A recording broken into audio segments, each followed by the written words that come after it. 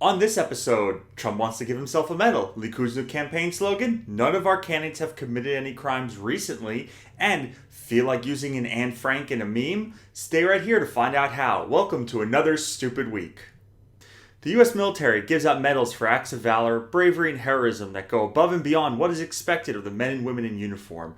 25 medals of honor were awarded to servicemen and women just during the War on Terror. According to Donald Trump, though, there is one person who still has not gotten the recognition that they really deserve.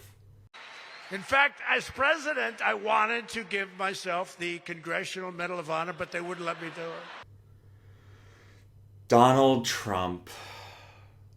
Are you surprised? In 2004, while deployed to Iraq, a Marine Corporal Jason Dunham covered a grenade with his helmet and his body to protect his fellow Marines. His act of bravery cost him his life, but saved the lives of two of his fellow Marines, and his parents were presented with the Medal of Honor in 2007. Donald Trump wants that same medal as a party favor.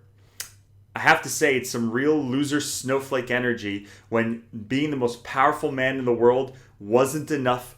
But again, it isn't surprising from the dude who has to put his name on every building that he has even a fraction of an ownership in. I really hope that one of the White House aides had to explain to him they can't just give away the Medal of Honor to any single scumbag he wants. And maybe, just maybe, he's confusing the Medal of Honor with a presidential pardon. Last Wednesday, an Israeli delegation flew to Moscow to try and convince Russia to allow the Jewish agency to continue working in the country. Earlier last month, Russian authorities told the Jewish agency that its offices could face sanction over alleged infringements of local laws. Alleged infringements of Russian laws sounds like a euphemism for something. Officials in the organization initially believed this to be a low-level issue that they could be resolved without the need for interference at the diplomatic level. But as things have escalated, they've reached out to the Israeli government for help. The Israeli delegation had been set to leave last Sunday for Moscow, but authorities reportedly withheld approval, which is ironic because it represents one of the first times in history that Jews are having a problem getting into Russia and not getting out. It's really not clear what Russia is looking to get out of this interaction. Moscow has not yet clearly identified what steps Israel could take that would prompt it to reverse course, or what specific Israeli actions instigated its antagonism. The first hearing was on Thursday in Russian court, and it ended without major developments. And the next court session is until August 19th, which leaves plenty of time for a diplomatic solution. Moving on to another pervasively anti-Semitic environment where Jews are constantly threatened just for their very existence, American college campuses. According to a newly filed report with the U.S. Department of Education, New York City University campuses, the CUNY system, are pervasively hostile towards their Jewish students. This should be a surprise only if you've never been a Jewish student on an American college campus before. Some of the harassment on CUNY campuses has become so commonplace as to be almost normalized, said the complaint filed by the American Center for Law and Justice in Washington, D.C., which cites a litany of harassment going back as early as 2013 and beyond. Incidents cited in the report include a Kingsborough College professor having a swastika carved into her door and keyboard, and an Israeli professor being asked how many people she has killed. In another incident caught on tape, the college's former interim president complained that there were too many Jews among the school's faculty. At Brooklyn College in 2016, students interrupted a faculty council meeting to demand the removal of all Zionists from campus. Elsewhere at John Jay College, students posted a picture of Adolf Hitler on Instagram with a message saying, "We need another Hitler today," which I have to say is a really weird morning affirmation. So far, the CUNY system has said the university has consistently and strongly condemned all forms of bigotry, rage.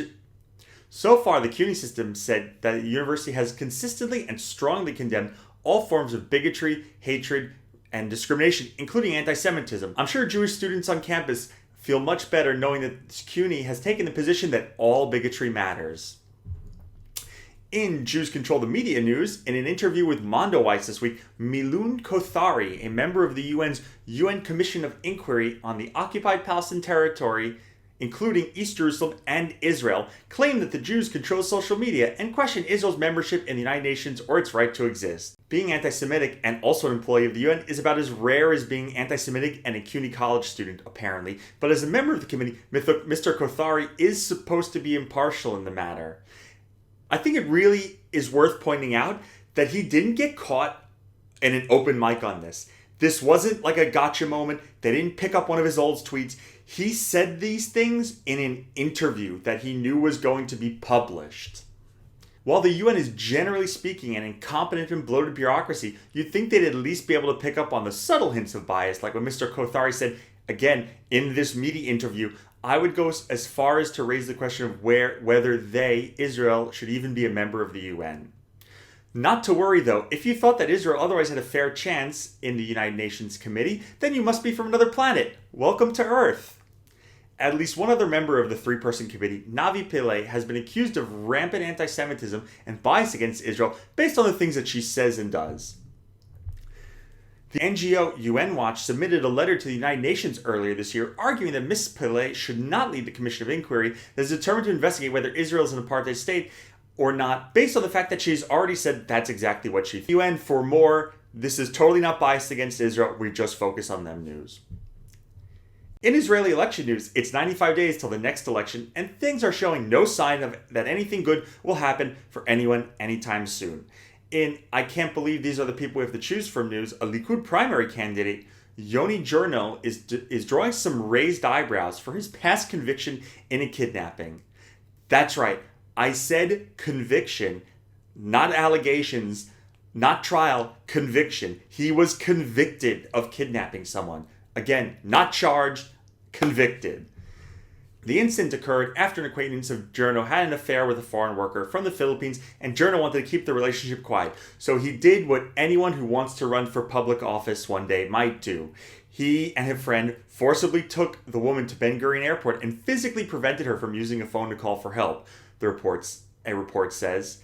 Eventually, the woman managed to call the police from the terminal and alert authorities. Here's a tip. If you're going to commit a crime, don't do it in an airport, and don't do it in Ben Gurion Airport. I literally can't think of any place that is worse to commit a felony than inside an Israeli airport. Recently, Journo has uploaded a video in response to the reports claiming that since the kidnapping that he was convicted of, he has not committed any crimes and that his record has been clear. But only since the kidnapping. It makes for one hell of a campaign poster. Did someone swindle the Tinder swindler? Lord, I hope so. The Tinder swindler filed a complaint with police alleging blackmail and assault, and that his ex-girlfriend, Kate Conlon, helped hackers steal information off of his phone. Remember that Kate Conlon is the girl who was willing to date Mr. Swindler after he started a movie on Netflix that outlined how he juggled multiple women while defrauding them of thousands of dollars to fund his lavish lifestyle. So yes, it is safe to assume that she's definitely behind this evil plot. My sympathies go out to absolutely nobody involved in this case whatsoever. They're all scum, and they deserve to end up living in a trailer park with no teeth. And finally, have you ever wondered what the proper use for an Anne Frank meme is? Well, scientists haven't figured that out yet, but a lot of people have been working very, very hard to figure out the ways it doesn't work. A Rhode Island restaurant apologized on Monday after an anti-Semitic meme was posted on their Facebook page over the weekend featuring Anne Frank. Let me give you a hint. If you ever do feel like posting a tasteful Anne Frank meme, here's how. First of all, you make a fist, and then you punch yourself in the mouth as hard as you possibly can until the feeling goes away. Anyway, that's it for our episode. Thanks for watching, and if you enjoyed, please give it a like and consider subscribing. If you didn't like it, that's probably because you like posting Anne Frank memes. And now, your random internet moment of the week.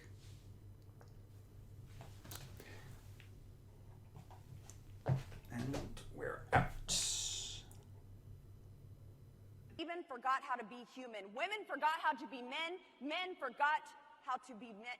Women forgot how to be women. Men forgot how to be